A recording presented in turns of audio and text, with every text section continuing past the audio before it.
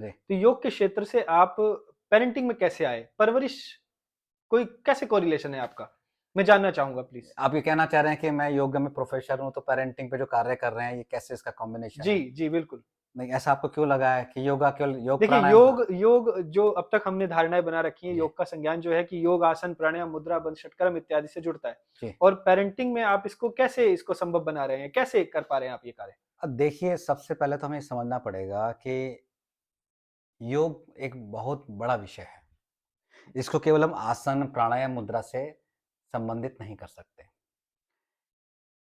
और अगर मनोविज्ञान की मैं बात करूँ, तो मनोविज्ञान का जब आरंभ हुआ, ये विषय आरंभ हुआ, तो उससे पहले मनोविज्ञान से पहले क्या था?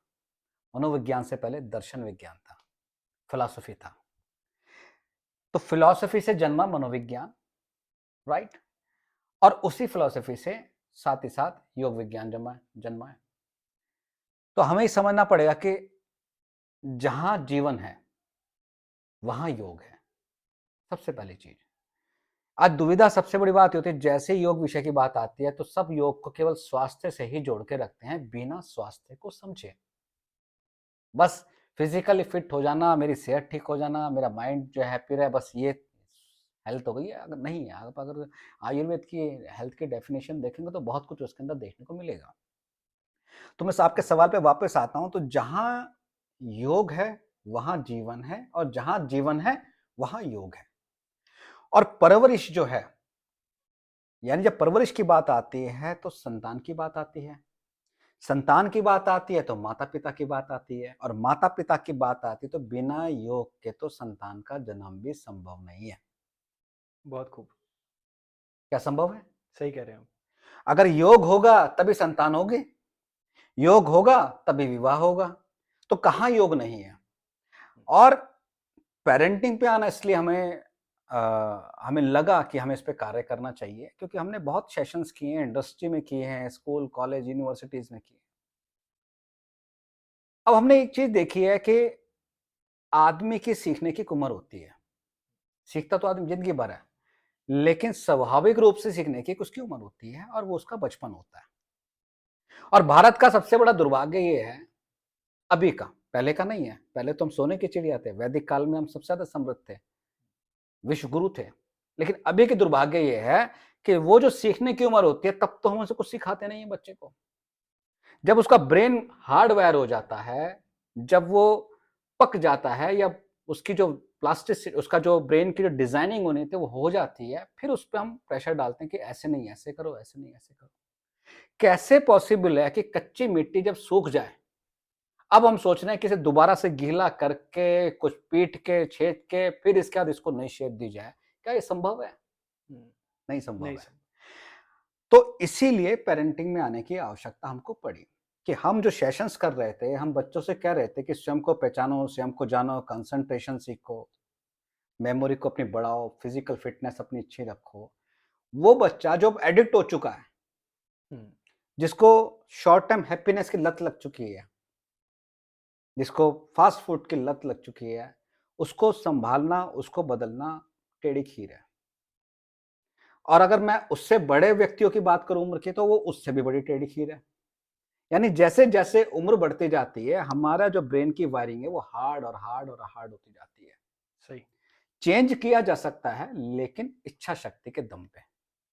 अगर इंसान के अंदर इच्छा है, तो वो परिवर्तित हो सकता है, और अगर जानवर के अंदर इच्छा है, तो उसको भी सिखाया जा सकता है।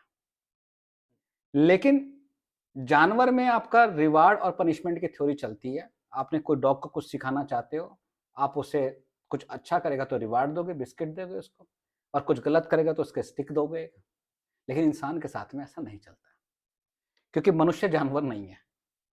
और योग जो है वो चेतना का विज्ञान है। तो सॉरी, तो हमें ये देखना होगा कि जहाँ जीवन है वहाँ योग है, इसीलिए हमने परवरिश पे काम करना शुरू किया, और ये एकदम से नहीं आया। हुँ, हमने भी कभी सपने में नहीं सोचा था। हम सबसे पहले योग की बात करते थे अर्लियर, जब मैंने अपना करियर स्टार्ट करा था। फिर योग में आसन प्राणायाम की बात करते-करते ध्यान पर आ गए। ध्यान की बात करते-करते स्ट्रेस मैनेजमेंट पर आ गए। स्ट्रेस मैनेजमेंट पे करते-करते स्ट्रेस इज़ गुड पर आ गए, और स्ट्रेस इज़ गुड को करते-करते हम लोग हैप्पीनेस पर आ गए।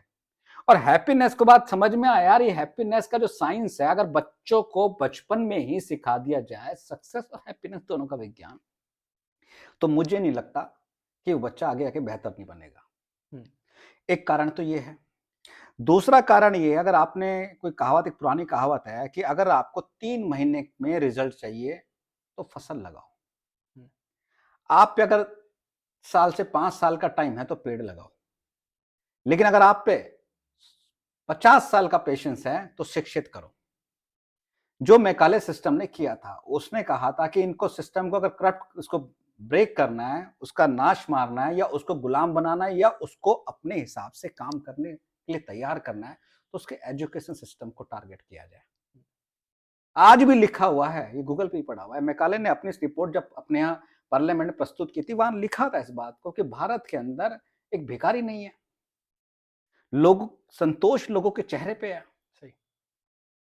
और इसीलिए अगर इन लोगों से काम कराना है तो इनके एजुकेशन सिस्टम को टारगेट करना पड़ेगा।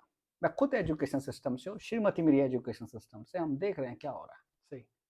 तो इसीलिए हमें समझ में आया कि केवल एक ही तरीका है कि परवरिश नाम की कोई पाठशाला शुरू की जाए, जहां पेरेंट्स को सिखाया जाए। क्योंकि सबसे बड़ी समस्या क्या है कि जब भी पेरेंटिंग की बात आती है, और हमें लगता है कि पेरेंटिंग तो बच्चों को पालने से रिलेटेड है, बच्चों को बड़ा करने से रिलेटेड है, बच्चों को बेहतर करने से रिलेटेड है। नहीं, parenting is all about the parents. क्या बात है। केवल पेरेंट्स से है जनाब, शब्द में ही अर्थ छिपा हुआ है। सही।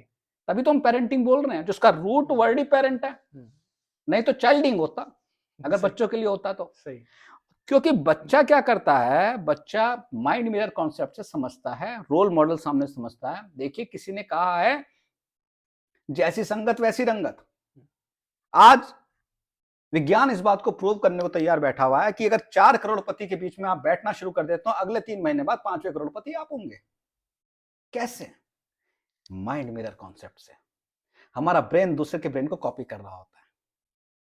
तो ऐसे ही बच्चे का जो रोल मॉडल होता है, बच्चा जो कॉपी करता है, सबसे पहले अपने पेरेंट्स को, ग्रैंड पेरेंट्स को, आसपास के माहौल को कॉपी करता है। पेरेंट अगर सही होंगे तभी बच्चा आगे जाके सही होगा। आप हमारी गुड़िया के वीडियोस देख सकते हैं, उसका फोकस। कल की घटना है, हम लोग जब चंडीगढ़ यूनिवर्सिटी जा रहे थे, रास्ते में 5-5.5 घंटे के सफर में उसने मोबाइल नहीं देखा। आश्चर्य है और हमारे लिए गर्व है कि हमारी परवरिश बिल्कुल ठीक चल रही है कि बच्चा मोबाइल नहीं चाहता है, बच्चा माता पिता को चाहता है। वो आसमान को देख रही है गाड़ी में बैठे बैठे, और अपने आप ही चीजें विजुलाइज कर रही है। ये मेडिटेशन नहीं तो और क्या है। सही। मेडिटेशन नहीं तो और क्या है। इसके बाद जब ये बच्चे के अंदर आदतें आ जाएंगी, डेवलप हो जाएंगी, इसका जीवन में कभी भी किसी प्रकार की कोई समस्या आएगी तो उसका सामना कर सकता है। बिल्कुल।